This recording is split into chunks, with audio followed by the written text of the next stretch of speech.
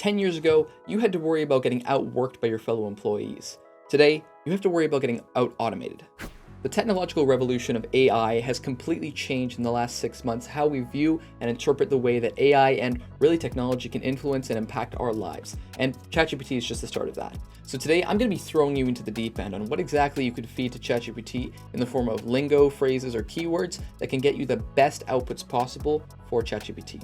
So let's say you want ChatGPT to organize an itinerary for you. You have several events, topics, or things that you want to organize in one specific order or another, and you need to do it. So let's take a simple prompt such as, I want to organize a birthday party. What are some of the things I need? Now, for a typical person, this would be the prompt that they feed into it if they're trying to get what they need to do for a birthday party. And for most people, that's typically okay. If we enter that into ChatGPT, it'll think about it and it'll probably return a very generic and really non-specific way on what we can organize for the party. But you know what? For most people, this might just be enough. This might just be exactly what people need. A guest list, a venue, food and beverages, decorations, cake, music, party favors, and gifts. And that's all the typical things we think about when it comes to a birthday party. But if we want to dive deeper into what exactly we can feed into ChatGPT, we need to take it a step deeper below the surface level. Providing ChatGPT the context for the situation and what exactly needs to answer will influence every subsequent outcome. So in this situation, if I ask anybody on the street, what exactly you need to organize a birthday party? They would probably tell you all these things.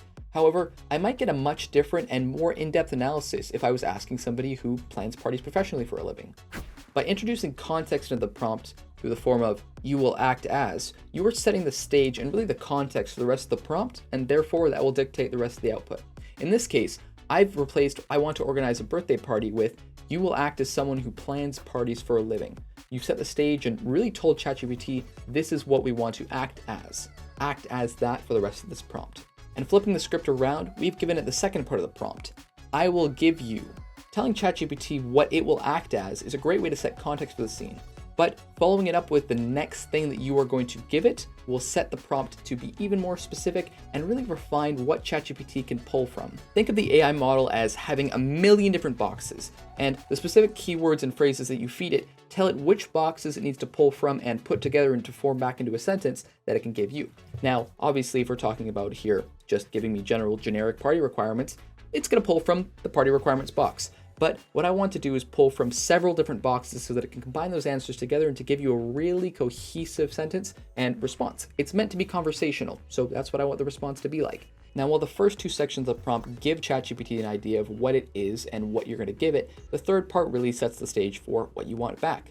In this case, there are a ton of things that I could branch off from. I could be asking, what would be suitable for a 10-year-old's birthday party? What would a 10-year-old like for their birthday party? The third part of the prompt is all about telling ChatGPT what you want. You've told it what it is and what you're going to give it. Now you need to tell it what it will give you. So here's what that third part of the prompt looks like. I want you to plan a party that is fun, memorable, and inexpensive for a 10-year-old boy whose interests include Pokemon and Fortnite. Already, we're diving so much deeper than that first initial prompt did because we're providing it specific information and those specific boxes to pull from. We're telling it that we want the party to be fun, we want it to be memorable, we want it to be inexpensive. Already, that's going to branch it off into so many different areas. But by following that up with a 10-year-old boy whose interests include Pokemon and Fortnite, it's going to start pulling from, okay, what do we know about people who are 10, people who are boys, their interests, people who are interested in Pokemon, people who are interested in Fortnite. You know, all the data is up to date on 2021, so ChatGPT knows all this information. At this point, we've nearly laid out the entire structure of the outcome in the form of this prompt. You will act as a party planner. I will give you a list of requirements, and you will plan an awesome party that is fun, memorable, inexpensive for a 10-year-old boy whose interests include Pokemon and Fortnite. And here comes the most important part. Actually providing the specific requirements as detailed as possible in order to get ChatGPT to give you exactly what you want. So now we've finally laid out the specific requirements. The requirements include a meal that would suit 10 other young boys, an activity that gets them moving, a cake, a playlist that would be age appropriate, and decorations that are either Pokemon or Fortnite themed.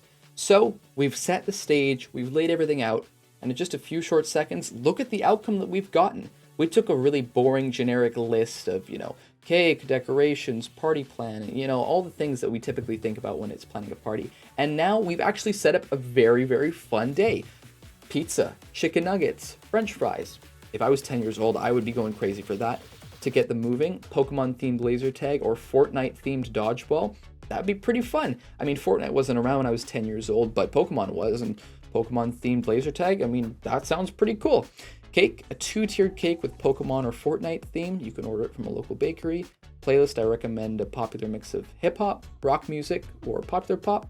You can create this playlist yourself or hire a DJ to provide music for the party. And decorations, Pokemon or Fortnite themed items such as balloons, banners, and tablecloths. You can also create a custom photo booth with props related to these themes for a fun, memorable experience. Now let's imagine you're a parent who hasn't planned a birthday party in their life. Can you imagine how much more in depth you could get if you just knew the simple steps in order to get the appropriate responses? You've taken 8 steps, what was that, 8 steps? Is it 8? Yeah, 8 steps of just the most generic things that you'd ever see.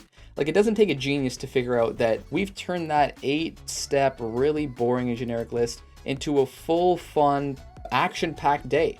And the best part about ChatGPT is it doesn't end when the prompt is over. Say I want to say, oh, can you provide 5 more steps? All of these things you would have never gotten from the surface level of ChatGPT, but just a little bit of prompt engineering can go a long way. If you're interested in learning more about the field of prompt engineering, I'll link to a previous video I've done above. It's really a deep dive or analysis that I did into what exactly it takes to become a prompt engineer and what a prompt engineer actually does.